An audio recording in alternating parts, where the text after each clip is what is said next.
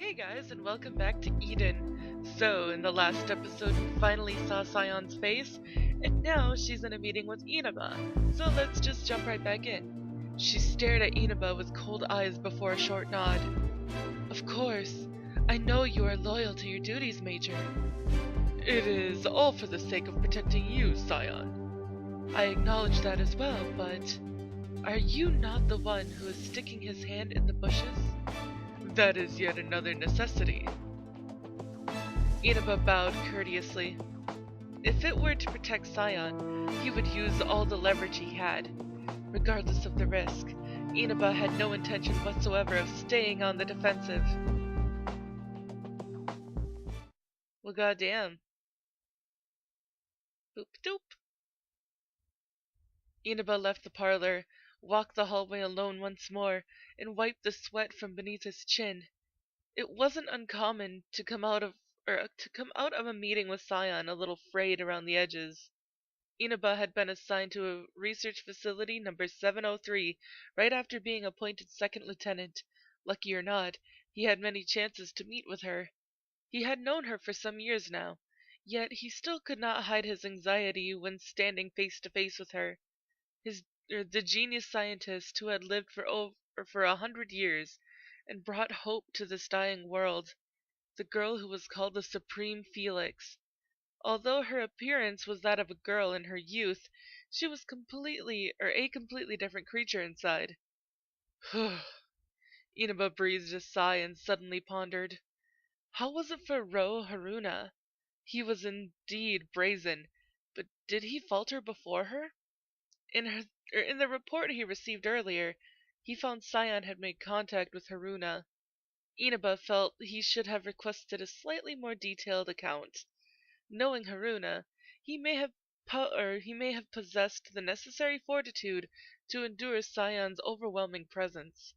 Perhaps Haruna. Perhaps he can do what I cannot. Boop doop. What are you thinking about, Sion? Asked Elicia as she set the steaming cup on the table. The master she served briefly gazed at the tea she was pouring before taking the cup in her hand. That this is nice once in a while. That warrant officer said something like, it made good practice as well. Stop joking around. Hide the message panel so I can take a screenshot. Can't you grasp how important you are? Why is it that the one thing you don't, or why is it that's the one thing you don't understand? That's a little harsh. No matter how much time passes, it seems you'll never quit your habit of grooming me. Aww, they're really cute. Sion let out a refined giggle. Although she appeared to be a youthful young lady, she had already been alive for 100 years. Regardless, Elicia always felt it mysterious that she could still smile so innocently.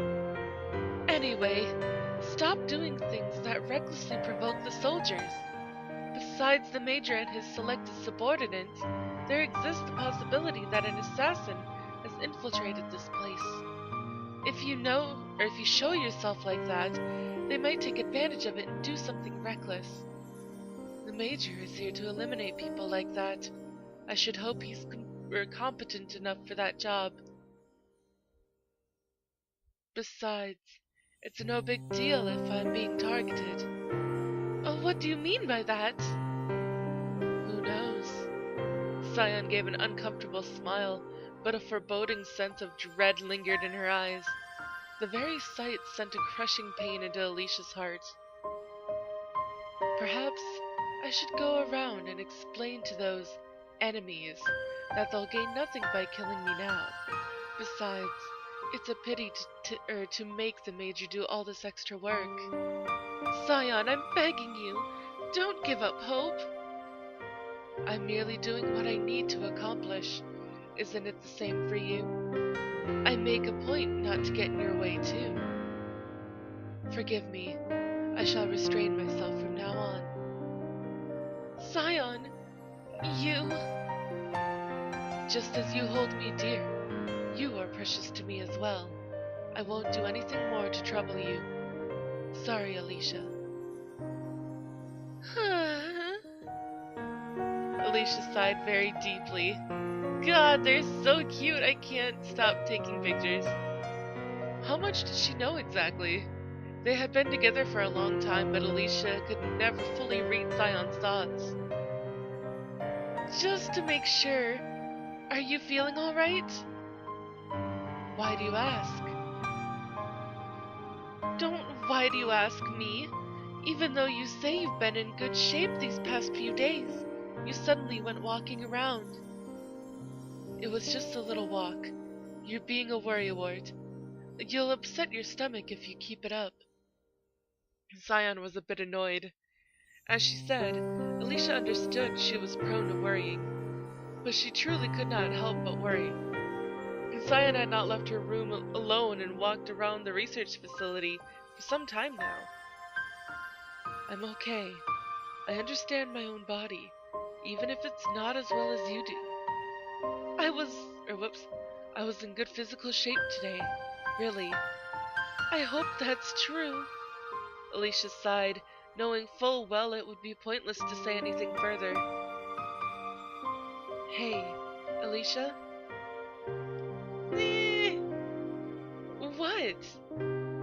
That warrant officer back there named Haruna. Ro?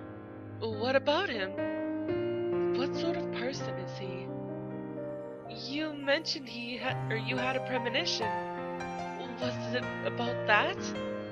Sion had been strangely sensitive since she was a child, and sometimes it displayed an intuition so vivid it was scary. That excellent brain of hers may have been able to read incredibly delicate changes in mood no ordinary human could understand. Sion had once mentioned that she was particularly sensitive to bloodlust. That's not all. He wasn't carrying a gun. He wasn't? He had a holster, but it was empty. You really do notice the smallest things, but... Elicia tilted her head. Don't they leave their firearms with the armory when they're not on duty? That's the official policy. Enforcement of the rules is lax around here. So aside from rifles, everyone takes custody of their own sidearms. I don't think Ro is the forgetful type. As far as Ro Haruna was concerned, it was likely he had never forgotten his gun in the room. Perhaps he was on an assignment where he couldn't use one. Like what? For example, an assassination. I see. So he's the Major's eliminator. The research facility was spacious, but there were people stationed all over, including outside. If a firearm were to discharge, someone would almost certainly hear it. One could use a suppressor, but if they didn't want to cause a commotion, maybe the wisest choice was to play it safe and not use a firearm at all? If one had the skill to reliably take down a target with a knife or similar, that was a likely option. What's his personal history? I hear he came from the Special Forces. I think it was called something like GAT? GAT, the military's 13th Special Forces unit. The unit which annihilated the anti-immigration front, the Dawn Stars. Wow! They're the organization that kept causing insurrections while making bold claims like, we, humanity, will not run away to the likes of space, and should we perish, we ought to gallantly face that time when it comes. Ro was involved in taking them down? Perhaps instead of being called an elite, he should be called a monster. I wonder what the Major is thinking too. He seems to be looking for pawns he can trust. That's true. Let's be a bit cautious of Ro. Elicia fundamentally trusted Inaba. He didn't seem to have the slightest intent to harm Sion, and although he looked scatterbrained, he was handling his work well. But it bothered her that sometimes he secretly plotted and schemed where nobody's eyes could ever reach. And now, Warrant Officer Hiro Haruna was assisting him in those plots. By the way, something's been on my mind since earlier. Huh? Sion had an unusually bewildered look on her face. Although he's still young, it's rare for you to act so friendly with a man. Aren't you getting a little too close to Warrant Officer Haruna? What's the reason for that? It's a secret. That's too bad. Sion said that rather playfully, then put a hand to her mouth and said no more. Sion? The Major has gotten more active lately. The time may be drawing near. So you think so as well? Elicia murmured and drooped her shoulders. Although they had expected it, to have it come from Sion's own mouth only emphasized the fact. I'm prepared, but it will be very soon. Sion took a breath and relaxed her shoulders. This mild inconvenience will soon be over, and my time of complete confinement will begin. Sion! Even if they are locked away in a cage, as long as they have wings, birds can dream of the wide open sky. But if their wings are plucked, they will cease to be birds.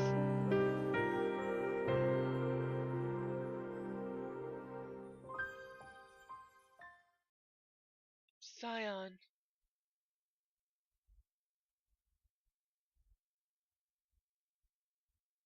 The moment he returned to his room, laid on his bed and closed his eyes, the image of that girl came to mind. He thought she would be no more than a cool-headed scientist type, but upon meeting the genuine article, he sensed a little childishness to her as well. But something was definitely off base. It was something just below the surface. I opened my eyes and picked up the 9mm pistol by my pillow. The magazine had been reinserted and a new bullet was loaded into the chamber. It was a job catered to me for the first time in forever, too. The feeling of satisfaction from having accomplished an assignment had been effortlessly blown away, and in its place, I could not get Sion's figure out of my mind. Damn. I shook my head many times. There was nothing better than going to sleep at times like these. My mind would be better off always empty.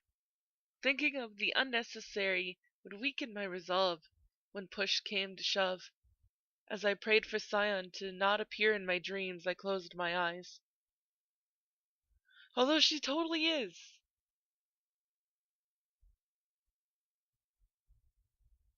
Oh. Oh, this is a pretty shot. Okay. Unexpectedly, I may have enjoyed shooting. Staring straight at my target, thinking of nothing, I continued to fire. My mind was clear, my eyes focused down the range, and my finger pulled the trigger. All other senses disappeared. My shots sank into the target, one after the other. None of them flew astray. The slide stopped with a hard recoil. I still had plenty of bullets. Oh god, this game is so pretty. As I reached for another magazine. How zealous! Up early and practicing while off duty? It's just stress relief, I answered after removing my ear protectors. I see. I guess being able to shoot at someone else or on someone else's dime is one of our privileges. Isn't it normal to practice in the morning? I find it stranger that there's nobody else here. The longer you're here, the less you'll feel like practicing on your own time. Everything is just so peaceful. That'll make you rusty. Perhaps. She smiled mischievously and squinted in the direction of the range. Oh, you're quite the shot. You got them all right in the head and center mass. It would be pretty bad if I missed a stationary target. I inserted a news magazine and held the gun out to Lavier. Huh? Want to try? I'll pass. I'm not fond of guns. Then what do you like? Blades. I see. Japanese swords are the best. I'm secretly carrying one. I could stare at it all day without getting bored. The radiance of the tempered steel, the nuanced curve of the blade, the way it gleams when drawn. I'm so glad I was born Japanese. Wait, aren't you only half? I'm a traditional Japanese woman at heart, so she's like me. Are there actually any traditional Japanese women who like swords? I guess so, right in front of me. By the way, I heard you met Sion last night. You have Charviers. Last night caused such a commotion that it might have been stranger if she didn't know. I passed by the dining room a while ago and the mood seemed kind of off. I caught a private who I knew and he coughed it up when I put him to the screws. So it sounds like Sion came out of her room, huh? I just happened to meet her by chance. I answered while thinking he probably would have spat it out without her having to wring it out of him. You're a lucky man, Warrant Officer Haruna. Some people have worked here for 10 years and never seen her once. She only left her room for a little while at that. She said she felt a premonition. I wondered what she meant by that. Just a little while? Even so, she still came out. I wonder how much of it is true. You mean what you said before? Yeah. In truth, Sion. The rumors are saying it won't be long now. She almost never comes out, and the rumor is that she's reaching the upper limit of Felix's lifespan. You saw her up close, right? What'd you think? She didn't look like she was in poor health or anything, but I'm no doctor. There's no way I'd know just by looking. She's probably not on the brink of death if she could leave her room. Who knows? It's not like we were going to reach any conclusions just thinking about it. I'd only seen her once and Lavier had only heard rumors. Okay, setting that aside for now. Everyone is on their toes this morning. I wonder if they'll get any work done this way. They're all so sloppy. That said, I may not be one to talk. I was at the range just to calm myself down. There were people who believed she wasn't even here. It can't be helped if they're surprised. Nobody noticed that Sergeant Callis and Corporal Matsunaga are gone. Even if they did, they aren't worried about it. She threw that in so nonchalantly that I almost ignored him, but Lavier had definitely thrown a small bombshell. Desertion? How would you desert this place? The facility only has one emergency helicopter. You need to pass the major carries to even start it. I don't think either of them knew how to fly one anyway. Warrant Officer Lavier, what were you doing last night? There's no way you slept through all that commotion, right? Wouldn't it be strange if you didn't notice anything, even off duty? Oh, is this where the cross-examination begins? Lavier was smiling sweetly. I'm simply curious. If a buddy of mine couldn't wake up even with all that noise, it could be a problem. Indeed. Since we're temporarily accomplices, let's drop this fool's facade. Lavier moved a step toward me without so much as a sound. Her pupils stared or pointed straight at me. I had seen eyes like these many times before. It is all to protect Sion. Those were the eyes of someone who had gone into a battlefield scared out of their mind, killed to survive, and repeated the cycle many times over. They were the eyes of a person who would put their life on the line without an ounce of doubt or hesitation. I will show no mercy to anyone who would try to harm her. Poor Corporal Matsunaga. It sounded like he really liked me. If he were a spy, he should have just kept his cool and went about his duties. He seemed to take great care of his own safety, but blithely took me up on my invitation. You told me you liked blades. Are you proficient at handling them? Close combat is my specialty. I could take out most opponents before they get it grown out. You didn't even give him time to realize he was being killed? How kind of you. I just made sure it wasn't in poor taste. I've already done more than enough to assure my place in hell. And even now, the weight of my sins is slowly pulling me down. Lavier didn't seem to be boasting, merely stating a matter of fact.